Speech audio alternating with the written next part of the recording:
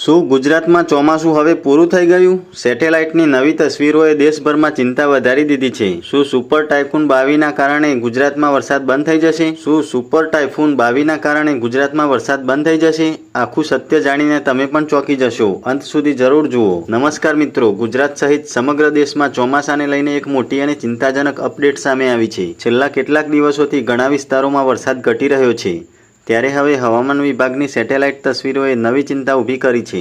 તાજેતરની સેટેલાઇટ ઇમેજમાં સ્પષ્ટ જોવા મળી રહ્યું છે કે મધ્ય ભારત, છત્તીસગઢ, ઓડિશા, બિહાર અને પૂર્વોત્તર ભારત તરફ જ વાદળોનો મોટો જથ્થો સક્રિય છે.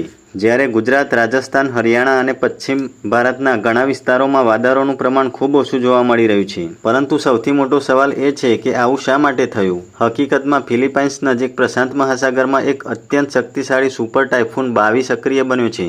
આ ટાયફૂન ઝડપથી ચીન તરફ આગળ વધી રહ્યો છે. હવામાન નિષ્ણાતોના જણાવ્યા મુજબ તેની અસર હજારો કિલોમીટર દૂર સુધી જોવા મળી શકે છે. આ સુપર ટાયફૂનના કારણે બંગાળની ખાડીમાં હાલમાં કોઈ નવી લો પ્રેશર સિસ્ટમ બનવાની શક્યતા ઓછી થઈ ગઈ છે. સામાન્ય રીતે આવી સિસ્ટમ જ ભારતના વિવિધ રાજ્યોમાં સારો વરસાદ લાવતી હોય છે, પરંતુ જ્યારે નવી સિસ્ટમ જ નહીં બને ત્યારે વરસાદની ગતિ પણ ધીમી પડી શકે છે. જો આગામી 2-3 દિવસમાં બંગાળની ખાડીમાં કોઈ નવી સિસ્ટમ સક્રિય નહીં થાય તો ગુજરાત સહિત દેશના ઘણા વિસ્તારોમાં વરસાદનું પ્રમાણ વધુ ઘટી શકે છે. ખાસ કરીને ખેડૂતો માટે આ સમાચાર ચિંતાજનક બની શકે છે, કારણ કે પાક માટે આ સમયનો વરસાદ ખૂબ જ મહત્વનો હોય છે. જો કે હવામાન સતત બદલાતું રહે છે, એટલે આગામી દિવસોમાં જો નવી સિસ્ટમ બને તો સ્થિતિ ફરી બદલાઈ પણ શકે છે. તેથી ગભરાવાની જરૂર નથી, પરંતુ હવામાન વિભાગના નવા અપડેટ પર સતત નજર રાખવી ખૂબ જરૂરી છે. હવે સૌથી મોટો સવાલ તમારા માટે, શું તમને લાગે છે કે ગુજરાતમાં હજુ એક સારો વરસાદી રાઉન્ડ આવશે કે પછી હવે ચોમાસું ધીમે ધીમે વિદાય લેશે? તમારો અભિપ્રાય કોમેન્ટમાં જરૂર જણાવો. અને આવી જ હવામાનની સૌથી ઝડપી અને વિશ્વસનીય અપડેટ માટે અમારી ચેનલને સબસ્ક્રાઇબ કરવાનું ભૂલશો નહીં. આગામી અપડેટમાં ફરી મળીશું. જય હિન્દ, જય ભારત.